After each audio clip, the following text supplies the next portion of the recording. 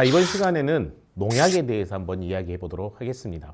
소비자들이 최근 친환경 농산물을 찾는 이유, 관심 있어지는 부분이 바로 웰빙입니다. 반면에 농약은 마치 독약처럼 오해를 하고 있습니다. 실제 농약을 사용하고 있는 농민들조차도 농약에 대해서 좀 오해를 하고 있는데요. 오늘은 농약에 대해서 그 오해를 좀 풀어보는 시간을 갖도록 하겠습니다.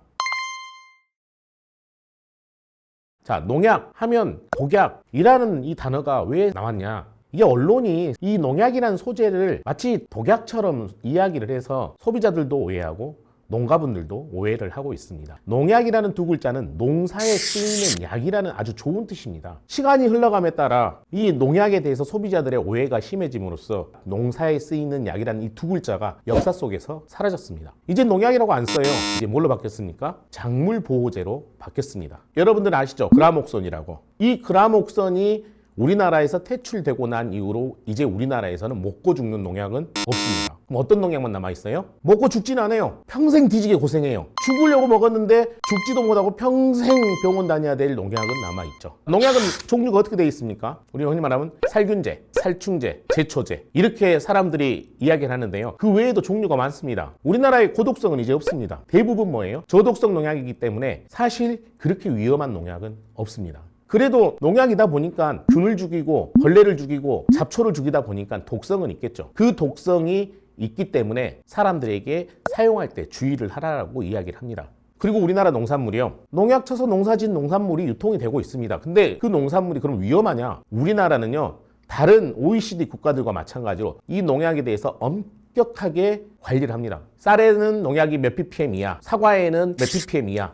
이런 식으로 검출량을 규정을 해놨어요. 그래서 이 규정을 벗어나면 그 농산물은 유통이 안 됩니다. 독성에 대해서 한번 이야기를 해볼까요? 우리나라는 일일 섭취에 대한 허용치를 아주 강력하게 해놨습니다. 쌀은 0.1ppm, 고추는 0.2ppm 이렇게 다 정해놨습니다. 작물에 대해서. 농산물이 유통이 되려면 어떻게 해야 되느냐? 농산물품질관리원에서 잔류농약을 검사를 하죠. 그래서 허용 기준치 이하가 돼야지만 통과를 합니다. 소매점으로 넘어가면서 또 한 번의 검사를 합니다. 이때는 보건복지부가 합니다. 즉 식약처에서 하죠. 식약처. 농림부와 보건복지부가 있습니다. 농림부는 누구 편일까요? 당연히 농민 편입니다. 뭐 어떤 규제를 한다 해도 농민 편에 서서 규제를 하죠. 그럼 보건복지부는 누구 편일까요? 바로 소비자 편입니다. 소비자의 먹거리에 대해서 엄격하게 기준을 정하고 따지는 게 바로 보건복지부입니다. 초창기에는 이 잔류농약 검사 성분이 175종 정도 됐습니다. 2022년 1월 1일부터 몇 종을 검사해야 되냐? 511가지를 검사합니다. 잔류농약의 성분 검사가 그만큼 항목이 늘어납니다.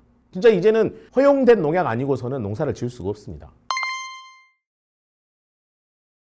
여러분들 다 아시죠? PLS 제도. 이제는 농약을 써도 그 작물에 등록된 농약만 사용해라. 즉 예전에는 어떻게 했느냐? 고추에 흰가루병이 와서 약국을 사왔어요. 그리고 뿌렸어요. 근데 고추 면적이 많지 않다 보니까 반이나 쓰고 반이 남았어요. 그럼 여러분들 어떻게 했어요? 그거 가지고 오이에 흰가루가 오면 또 오이에도 사용을 했었습니다. 왜? 흰가루병을 죽이는 농약이 뭐 거기서 거기니까 사실은. 근데 지금은 어떻게 돼요? 그 오이는 출하를 못합니다. 거기서 끝나는 게 아니라 여러분들 300만 원의 벌금을 냅니다.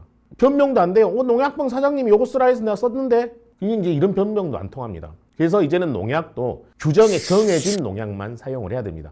그리고 여러분들이 농약을 사용하면서도 지켜야 될 게 하나 있습니다. 농약 희석 배수 딱 말하잖아요. 뭐 1000배 희석하시오. 그러면 이제 1000배에 대해서 잘 모르니까 어르신들한테 농약방 사장님 이야기합니다. 아버님 이거 한 뚜껑 20리터 있다 한 뚜껑만 타서 쓰시면 돼요. 이야기를 하죠. 근데 뭐 농사짓는 어르신들 어때요? 한 뚜껑 이렇게 딱 탔는데 뭔가 좀 아쉬워. 그러니까 한 뚜껑을 더 타요. 이건 1000배짜리가 500배 되는 거예요. 이러니까 약해가 나는 거예요. 1000배 타도 방제가 90% 이상 나오니 의심하지 말고 정해진 양량만 쓰셔야 됩니다. 고부가 같이 작물을 키우려면 농약을 사용을 해야 됩니다. 하지만 사용 양량을 정확히 지키고 살포 횟수를 정확히 지킨다면 정말 우리에게 고맙고 귀한 약이 바로 농약이라는 것이죠. 농약은 독약이다. 맞다? 틀리다? 틀리다.